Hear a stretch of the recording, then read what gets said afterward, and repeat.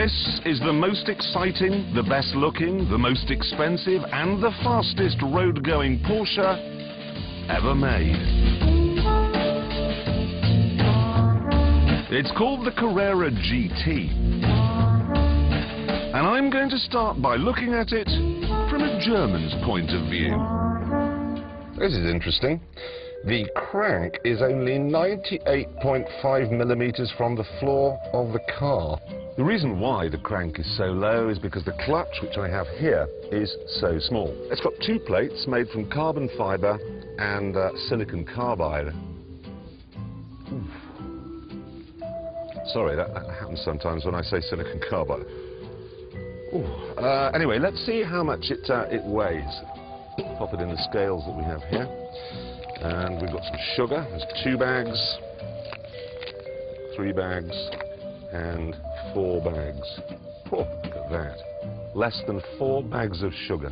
I'm speaking to you now from inside one of the Venturi tunnels. And what I have here is a cutaway of one of the brakes. Also very light, because it's made from silicon carbide.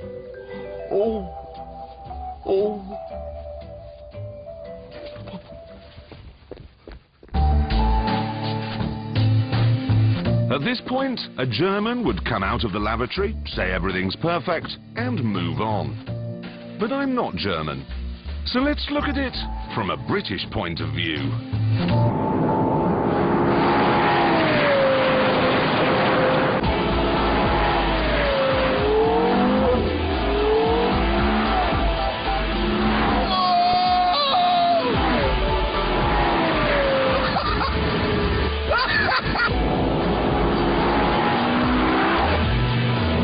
Just a mass of goose pimples.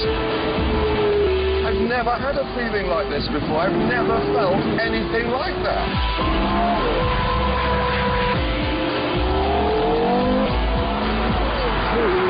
Listen to that engine! It's a 5.7-litre V10. Originally designed for racing. But now, it's in a road car, and the effect is absolutely mind-blowing! The performance figures really are biblical. You get 612 brake horsepower, and that means 0 to 60 in 3.9 seconds. Flat out, you'll be doing 205. Even in the fastest, most exotic cars, there's a point where the power starts to lose its battle with the friction of the air. But in this, there's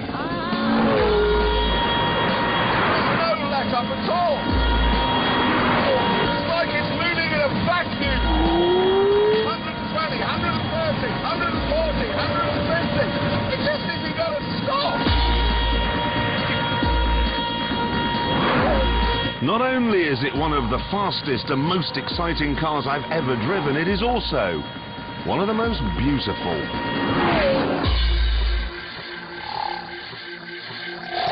It isn't styled with the verve or the passion of a Ferrari or a Lamborghini.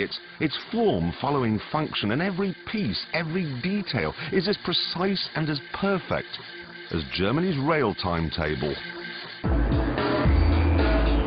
Really, there's only one car this can be compared with, the McLaren Mercedes SLR we tested 2 weeks ago. They both cost more than £300,000 and they both produce more than 600 brake horsepower. But there is a crucial difference. The Mercedes, that's a GT car. It's got a big boot, it's got thick carpet, it's got lots of luxury equipment. This, though, much more focused. Carbon fiber here, a magnesium transmission tunnel, a simple beechwood gear lever. This is a supercar unplugged. As a result, it's much lighter than the McLaren, and that makes it nimbler and edgier, and that makes it more of a handful. Whoa. To drive this fast. It really isn't an easy car to control. The clutch is brutal, the power is savage, and the handling, you really are on a knife edge. But if you put in the effort, boy oh boy, do you get the rewards.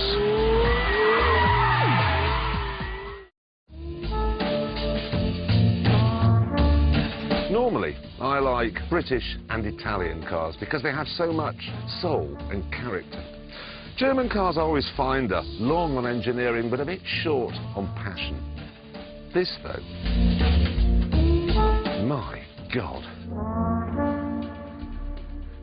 It's that good, really. It is a phenomenon. Honestly, mind-blowingly good.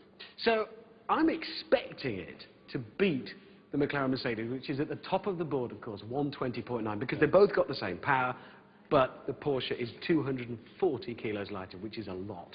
Thing is, though, that McLaren Mercedes is easy to drive, automatic. You can go very, very fast, and it's not difficult. The Porsche, well, put it this way, you know the Stig, right? Mighty car control. Oh, yes. He got into that Porsche. Right, here we go, and we've actually got a tape, which I think we can show you, of his first attempt. Where's that? Have a look.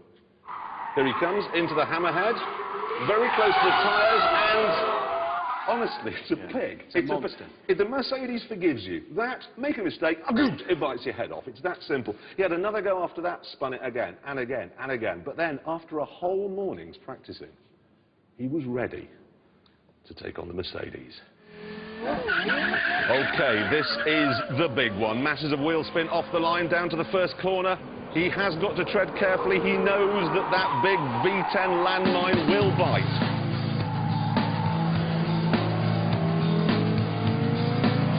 I am actually surprised he's playing his power ballads today, because really he has... Look at that through Chicago.